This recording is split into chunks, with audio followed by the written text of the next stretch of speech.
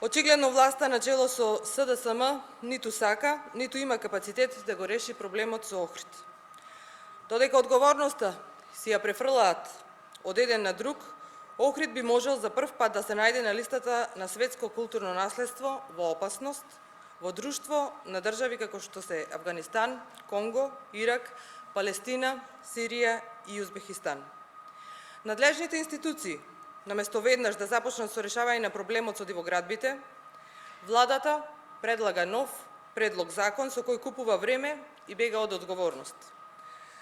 Владата, општината и сите надлежни институции можеа и требаа досега да донесат одлука за рушење на дивоградбите без овој нов закон, односно со веќе постоечкиот закон што во моментов е во сила. Наместо да делуваат брзо, ефективно и ефикасно, власта се реши за купување на време преку предлагање на нов, скандалозен предлог закон за управување со природното и културното наследство во Охридскиот регион.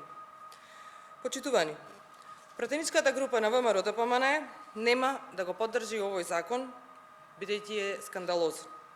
Со предложеното законско решение единствено се префрла одговорноста на новиот совет кој сакаат да го формираат, кој што совет треба да одлучува со бадентер, што е спротивно на Уставот.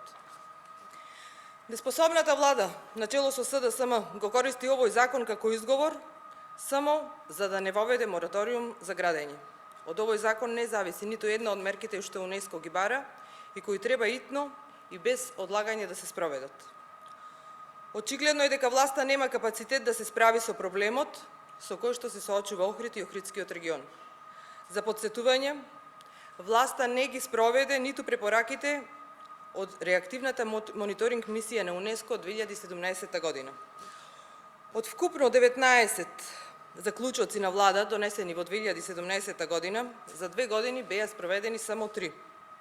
Иако обврски беа дадени на Министерството за транспорт и врски, Министерството за животна средина, Општина Охрид, Општина Струга и Општина Дебарца, како и сите други надлежни институции. Едно од ветувањата на власта, воедно и препорака на УНЕСКО, беше дека во најскоро време ќе се направи попис на дивоградбите и ќе има нивно рушење.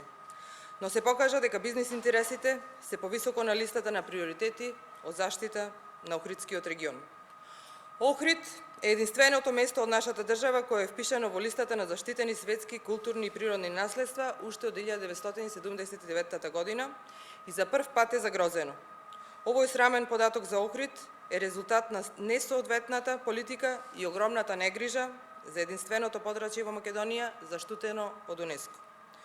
Почитувани, уште еднаш ја предупредуваме и повикуваме власта, наместо нови скандалозни предлог законски решенија, веднаш да почне со работа и да го реши проблемот со дивоградбите. Охрид, Охридскиот регион и Република Македонија немаат време за чекање. Благодарам.